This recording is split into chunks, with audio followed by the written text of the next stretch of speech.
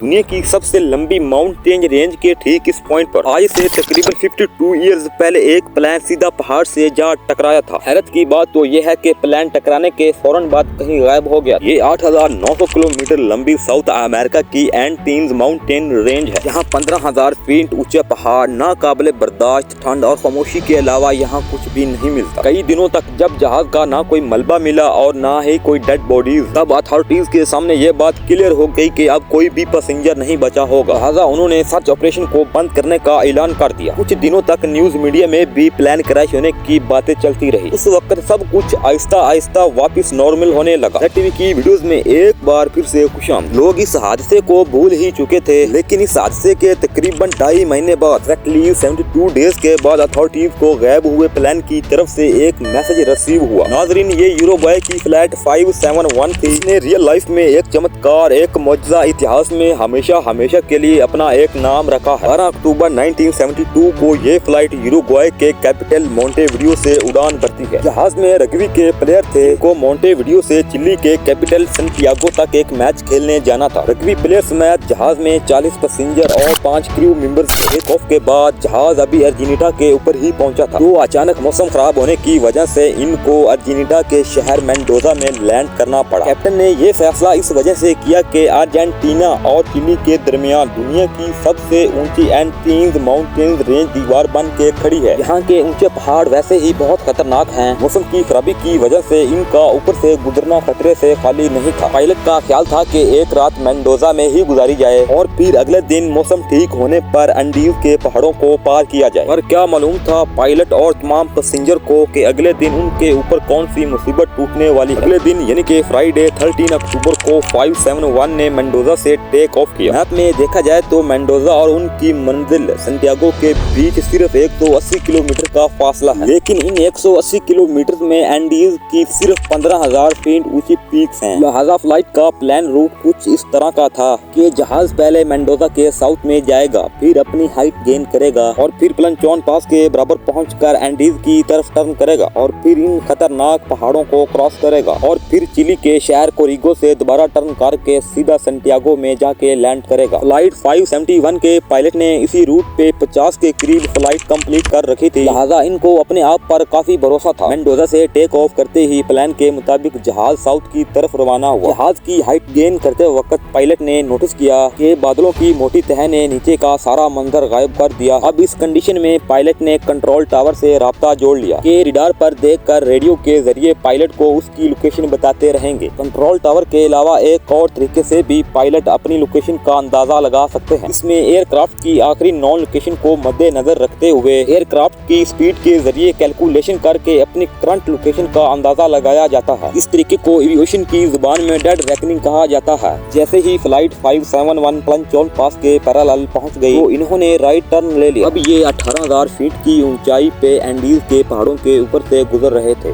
ऊपर नीला आसमान और नीचे सफेद बादल। पायलट पूरी तरह से Santiago air traffic control tower पे डिपेंडेंट था। जैसे ही वो प्लनचॉन पास के करीब पहुंचे तो फ्लाइट 571 कंट्रोल टावर के रडार से गायब हो गई। ये एक नॉर्मल बात थी क्योंकि पहाड़ों की वजह से रडार के सिग्नल बहुत कमजोर थे। इसी मौके पर को पायलट ने डेड रेकनिंग के जरिए अपनी लोकेशन को कैलकुलेट किया और 3:21 पे Santiago air traffic control tower को रेडियो किया कि हम 1 मिनट के बाद चिली के शहर कोरिगो के ऊपर पहुंच जाएंगे। शुरू में इनको खतरनाक टर्बुलेंस का सामना करना पड़ा, लेकिन जब इन्होंने बादलों की सफेद लहर को क्रॉस किया कि क्या देखते हैं कि उनके सामने एक बहुत बड़ा पहाड़ खड़ा है। इस पॉइंट पे पायलट को अंदाजा हुआ कि असल में वो अभी तक एंडीज में ही मौजूद हैं। पायलट ने दोबारा एल्टीट्यूड गेन करने के लिए अपनी पूरी जान लगा दी, लेकिन अफसोस शायद ये चीज काफी पहले कर ली होती। फ्लाइट 571 की फ्लाइट पहाड़ की चोटी से जा टकराई और अलग हो गई। उस वक्त ये पहाड़ पूरी तरह से बर्फ में ढका हुआ था। बिना टेल और विंग्स के फ्लाइट 571 बर्फ में स्लाइड करती हुई नीचे की तरफ आई और इस पॉइंट पे आके रुक गई। क्रैश की वजह से 12 पैसेंजर मौके पे ही इस दुनिया से जा चुके थे,